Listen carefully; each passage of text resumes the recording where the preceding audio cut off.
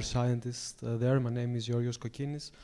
And today, on a bit of a different note from most of the inputs from the industry, I will be presenting our work on a TinyML implementation for a textile-integrated breath rate sensor, a bit from an academic point of view.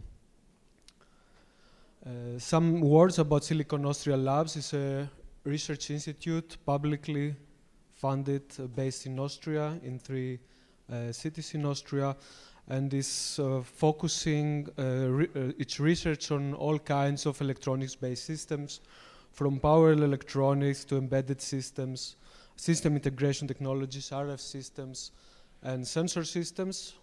My team is electronic sensors, and we are conducting research on sensor elements, but also readout systems for sensor nodes.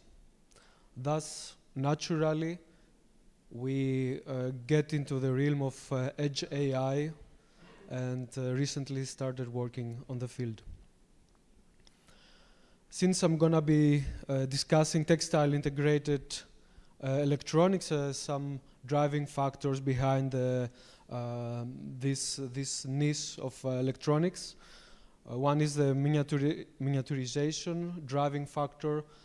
Since traditional transistors, we have come a long way to grain size MCUs. And on the other hand, we have the other main driving factor, which is additive manufacture, which also incorporated in our project with multi-material 3D printing. Of course, we cannot forget about market potential and societal benefits. The last years, there are all kinds of new usages of e-textiles in diverse applications, from safety features, heating, health monitoring, rehab, fitness, and every now and then you have a lot of new applications popping up.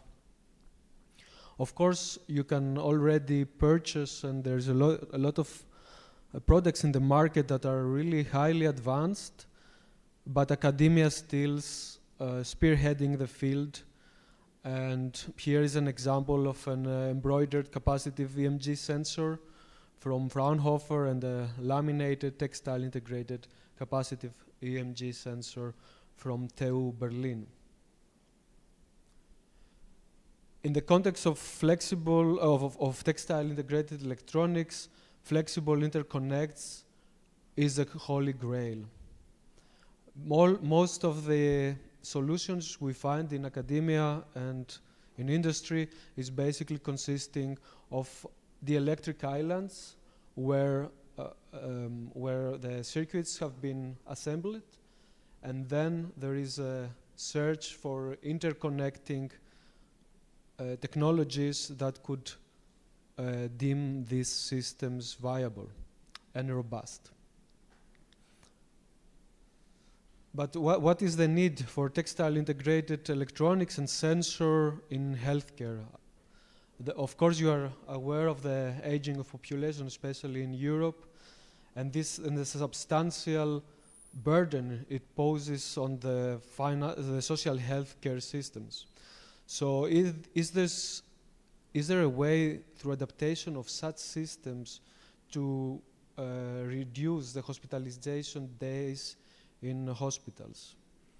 To these burdening issues, our project Textiles, textile-integrated hybrid printed electronics, comes to bring some solutions to answer some questions. On the one hand, by remote patient monitoring systems, where alerts can be provided to healthcare professionals about a deterioration in the health of a patient, and on the other hand, to provide a seamless integration system for electronics and sensors into garments.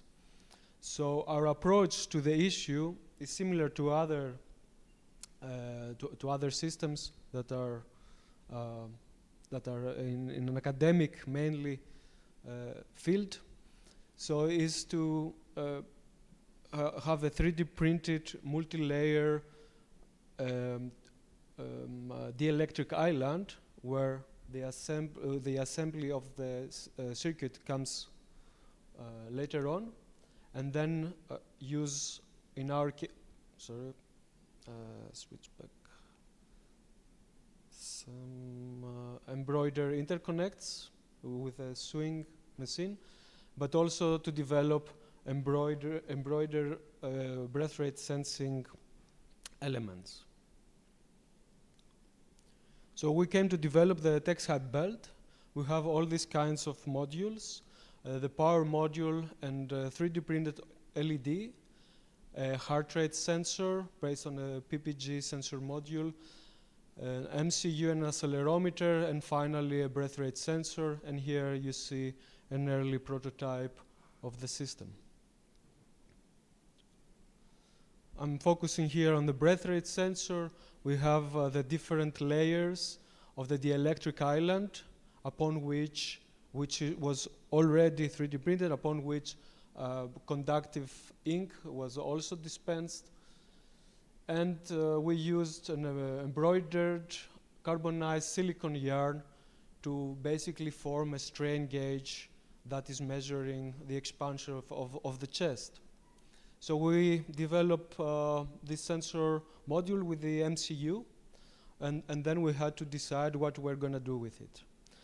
The first obvious solution is to use some peak detection algorithm, but then we came with really big hurdles because such sensors have a burn-in effect, but also there is a lot of offsets appearing at random points during operation that also the peak detection algorithm cannot tackle.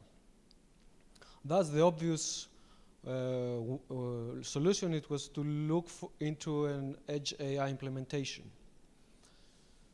First of all, we screened for public datasets. Unfortunately, most of them used ECG and PPG data that were then labeled using impedance monography or capnography, and we only found one data set that it was using a sensor similar to our system. Unfortunately, that one as well had several limitations, which I will touch on the next slides. So we opted to create our own custom dataset. 5 volunteers were recording data in a seated or a static position, and of course we took care of anonymity in the labeling. Going back to the WOG dataset, main hurdle was that it was actually missing labels. So ironically, we used the peak detection algorithm to label the data on ourselves. Here you see a nice example of how this worked perfectly well, but then we had data that looked like this, and actually it was not very easily usable. Here you also have an image of the raw signal and the spectrum. So we gathered our data. We went through a data pre-processing pipeline where we cleaned, filter with a bandpass filter of 0.1 to 1 Hertz. This is the region that is of interest.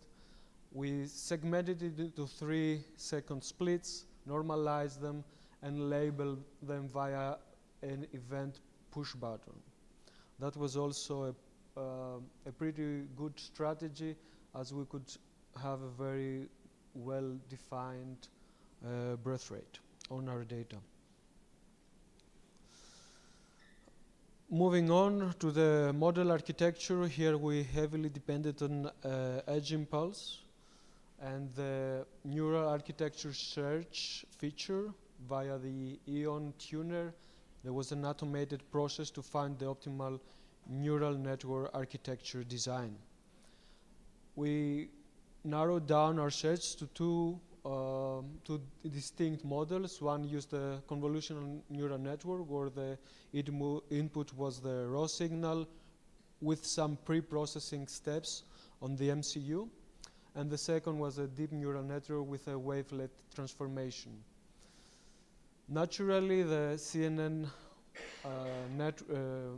model had many more parameters than the DNN and we proceed on training both on both datasets, and we had a really good convergence, and in the metrics there was obvious that the TextHype dataset was performing